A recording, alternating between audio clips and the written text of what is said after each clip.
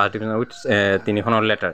সেইটো মোমেণ্ট তোমাৰ ফিলিংছটো কেনেকুৱা লাগিছে গা বহুত বেয়া আছিল সেইবাবে মানে যিটো ভবা সেইটো কৰিব নোৱাৰিলো আৰু যিটো ভাবিছিলো মানে 12 দিনমান বেয়া হৈছিল নমস্কাৰ আপোনালোক বৰ্তমান মই টিংখাং সমষ্টিৰ ৰাজগড় নভকতীয়া গাঁৱত আছোঁ আৰু যিহেতু আপোনালোক গম পায় হয়তো যি উচ্চ মাধ্যমিক চূড়ান্ত পৰীক্ষাৰ ফলাফল খুব ধুনীয়াকৈ বিশেষকৈ আমাৰ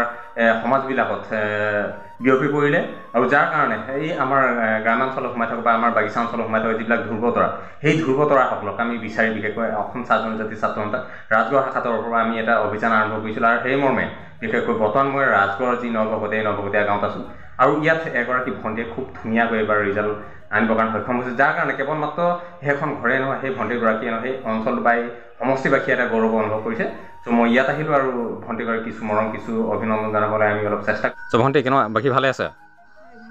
অ'কে চ' তোমাৰ নামটো এবাৰ কৈ দিয়াচোন নমস্কাৰ মোৰ নাম শ্ৰীমতী জোনালী মাঝি হয় মই ৰাজগড় একাডেমী চেণ্টাৰৰ পৰা মেট্ৰিক দিছোঁ এইবাৰ চ' তোমাৰ পাৰ্চেণ্টেজ কিমান আহিছে এইবাৰ পাৰ্চেণ্টেজ 74.67 অ'কে লেটাৰ আহিছে তিনিখনত লেটাৰ আছে কোনকেইটা ছাবজেক্টত আহিছে জেনেৰেল ছায়েন্স ইংলিছ আৰু ছ'চিয়েল ছায়েন্স অ'কে এই যে তোমাৰ পঢ়া যাত্ৰাটোত যেতিয়া তুমি ইমান ধুনীয়া এটা ৰিজাল্ট পালা যোনদিনাখন ৰিজাল্ট দিলে তোমাক যেতিয়া দেখিছা তুমি ৰিজাল্ট বৰ্ডত তোমাৰ নামটো আহিছে ফাৰ্ষ্ট ডিভিজন উইথ 3খনৰ লেটাৰ সেইটো মোমেণ্ট তোমাৰ ফিলিংছটো কেনেকুৱা লাগিছে ফিলিংছ মানে ভালেই হৈছে তথাপিতো যিমান ভাল হ'ব বুলি ভাবিছিলোঁ সিমানটো নহ'ল মোৰ পৰীক্ষাৰ আগত গা বহুত বেয়া আছিল সেইবাবে মানে যিটো ভবা সেইটো কৰিব নোৱাৰিলোঁ আৰু যিটো ভাবিছিলোঁ অ'কে চ' তুমি পঢ়া যোৱা যাত্ৰাটো ধৰ ৰাতিপুৱা গধূলি কিমান সময় পঢ়া শুনা কৰিছিলা মই ৰাতিপুৱা আৰু গধূলি বৰ বেছি সময় পঢ়া শুনা কৰিব নোৱাৰিছিলোঁ গা বেয়া থকাৰ বাবে সেইবাবে দিনতে পঢ়িছিলোঁ আৰু ৰাতিপুৱা 2 ঘণ্টামান পঢ়িছিলোঁ আৰু ৰাতি পঢ়া হৈছিল আৰু 11-12লৈকে অ'কে চ' মা পাপাই এই পঢ়াৰ সময়ত তোমাৰ অলপ ধৰা গাইড কেনেকৈ ধৰণে দিছিলে মা পাপাই পঢ়াত গাইড দিছিলে যথেষ্ট গাইড দিছে কষ্ট কৰিছে যথেষ্টখিনি অ'কে মই টিউশ্যন লৈছিলা নেকি টিউশ্যন লৈছিলোঁ কিন্তু সেয়াও কমপ্লিট কৰিব নোৱাৰিলোঁ আৰু অ'কে আধা দেৰি দিবলগীয়া হ'ল গা বেয়া হোৱাৰ কাৰণে অ'কে তোমাৰ হাইয়েষ্ট মাৰ্ক কোনটো ছাবজেক্টত আহিছে ছ'চিয়েল ছায়েন্সত অ'কে চ' এই যে তোমাৰ পঢ়াৰ যেতিয়া যাত্ৰাটো খুব ধুনীয়াকৈ আগবঢ়াই গৈ আছিলা আৰু যিহেতু কৈছা তুমি টিউশ্যনো বৰ বিশেষ ল'ব নোৱাৰিলা আৰু এতিয়া আমি গম পালোঁ যে পাপাৰো স্বাস্থ্যটো বৰ ঠিক নাছিলে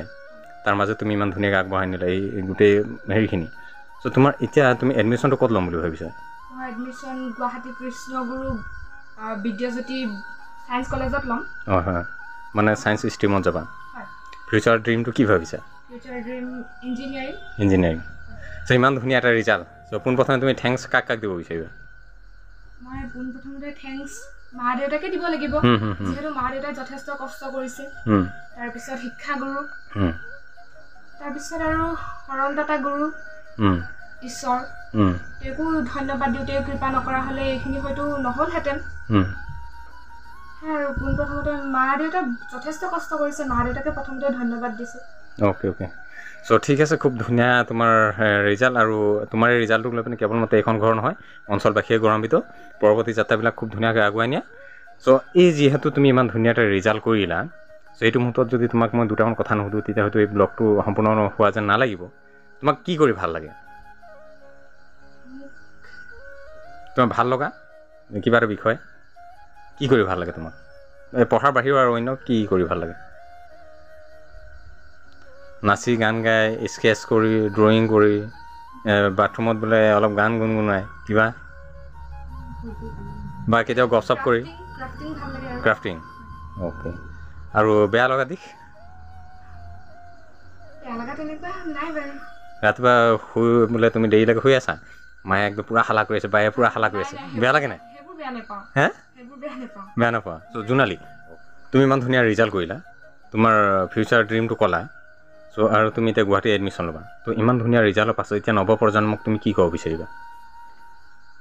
তেওঁলোকক মই ক'ব বিচাৰিম যে তেওঁলোকে আমাতকৈও ভাল কৰক আৰু তেওঁলোকে ভালকৈ পঢ়ি শুনি আগুৱাই যাওক আৰু আমি যিখিনি নোৱাৰিছোঁ তেওঁলোকে কৰক ধুনীয়া সেয়াই ক'ব বিচাৰিম মা পোনপ্ৰথমে আপোনাক নমস্কাৰ কেনে বাকী ভালে আছে অ'কে ইমান ধুনীয়া ৰিজাল্ট ঘৰখন এটা উখল মাখল পৰিৱেশ সকলো আহিছে আৰু ইমান ধুনীয়া ভণ্টিৰ ৰিজাল্ট কি ক'ব এইটো মুহূৰ্তত কেনেকুৱা লাগিছে ভালে লাগিছে আমাৰ কষ্টৰ লগতে মোতকেতো ছোৱালীজনী বেছি কষ্ট কৰিলে ৰাতি টোপনি ক্ষতি কৰি পঢ়িছে লগতে ময়ো টোপনি ক্ষতি কৰিছোঁ তাই যিমান দেৰিলৈকে নুশুৱে সিমান দেৰিলৈকে ময়ো বহি থাকোঁ তাইৰ ওচৰত তাইক গাত দিওঁ যে তুমি পানী খাবা বা টোপনি ধৰিলে চানা খাবা নে চাহ খাবা এইবোৰ যোগাৰ দি থাকোঁ আৰু ক'বলৈ গ'লে তাৰ দেউতাকটো ঘৰত নাথাকে এতিয়া তেওঁলোকক যোগাৰ যিখিনি আমি ব্যৱস্থালৈ আগবঢ়াই নিবৰ কাৰণেতো যোগাৰ কৰিবলৈ তেওঁ বাহিৰত কামলৈ যায় বাহিৰতে থাকে গতিকে মই আৰু তেওঁলোকৰ ওচৰত দেউতাকৰ নাম লৈ লৈ মানে দেউতাকে যাতে মনটো ভাল লগা বা তেওঁ ইমান কষ্ট কৰিছে তেওঁ কষ্টটো অনুভৱ হ'ব নালাগে যাতে যে মই ইমান কষ্ট কৰিছোঁ ভাল ৰিজাল্ট আহিলেতো যিমান কষ্ট হ'লেতো অনুভৱ নহ'ব সেই ঈশ্বৰে কৃপা কৰিলে আৰু মোৰ ছোৱালীজনী দেউতাকৰ নাম ৰাখিলে তাৰ কাৰণে বহুত বহুত ঈশ্বৰৰ ওচৰত আৰু সমাজৰ ৰাইজৰ ওচৰত ধন্যবাদ জ্ঞাপন কৰিছোঁ যে ইমান ধুনীয়া ভাল ৰিজাল্ট অনাৰ কাৰণে বহুত ভাল লাগিছে আৰু ভৱিষ্যতে উজ্জ্বল কামনা হওক মোৰ ছোৱালী আৰু প্ৰজন্মখিনিও উজ্জ্বল কামনা চবকে আশীৰ্বাদ কৰিছোঁ যে চবেই এনেকৈ আগুৱাই গ'লে ভাল লাগিব ঠিক আছে ধন্যবাদ থাকিলে এফালে পিতৃ আছে কিবা ক'ব মই ক'বলৈ ইমানেই আছে আৰু মইতো প্ৰায় বাহিৰত থাকোঁ ছোৱালী কেতিয়া পঢ়ে কেতিয়া নপঢ়ে আনকি খবৰ ল'বলৈও সময় নাপাওঁ তেনেকৈ আৰু এনেকৈ যে ৰিজাল্ট ভাল কৰিব বুলি মইতো ইমানটা ভবা নাছিলোঁ কাৰণ গা বেয়া আছিলে আকৌ মেডিকেল নিব লাগে তাৰ মাকে লগতে গুচি যায় মই এদিনো মেডিকেল যাব নাপালোঁ তেনেকৈ মানে তো মোৰ ৰিজাল্ট ভালেই হ'ল যে পাছ কৰিলে ভালকৈ তাৰ কাৰণে ধন্যবাদ দিছোঁ আৰু যিবোৰ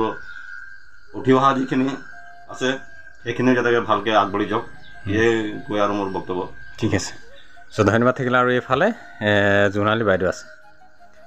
ভণ্টি পঢ়াৰ সময়ত কেনেধৰণে গাইড দিছিলে আপুনি বা পঢ়াৰ সময়ত আপুনি কেনেধৰণে অলপ ছাপোৰ্ট কৰিছিলে মই মানে তেওঁৰ পঢ়া সময়ত এতিয়া ৰাতিপুৱা উঠি তাৰ গাটো বেয়া থাকে সেইফালে চাইনেছৰ প্ৰব্লেম ঠাণ্ডা পানীত গালে তাৰ চাইনেছটো মানে আকৌ তেনেকৈ আকৌ বাঢ়ি যায় সেইটো মানে তাই গা চা ধুবৰ কাৰণে গৰম পানী যোগাৰ কৰি দিওঁ আৰু এনেকৈ আজি কেনেকুৱা ভাল লাগিছে ৰিজাল্ট ধুনীয়া ভাল লাগিছে ভবা ধৰণে ৰিজাল্ট আহিছে নে তাইৰ ভাগৰ তাইৰ মতে তাৰ টাৰ্গেটটো সফল নহ'ল হয় তথাপিও আমি সুখী ধুনীয়া ৰিজাল্ট ইয়াতকৈ আৰু কি লাগে ইয়াতকৈ আৰু কি লাগে তাৰ মানে তাত যদি গা ভাল নথকালে আৰু ভাল ৰিজাল্ট হ'লে নিশ্চিত ৰূপে পৰীক্ষাৰ আগতে ইমান গা বেয়া তাৰপিছত পৰীক্ষাৰ আগতে এনেকৈ মেডিকেল অহা যোৱা ইফালে কাৰেণ্টৰো প্ৰব্লেম হয় আৰু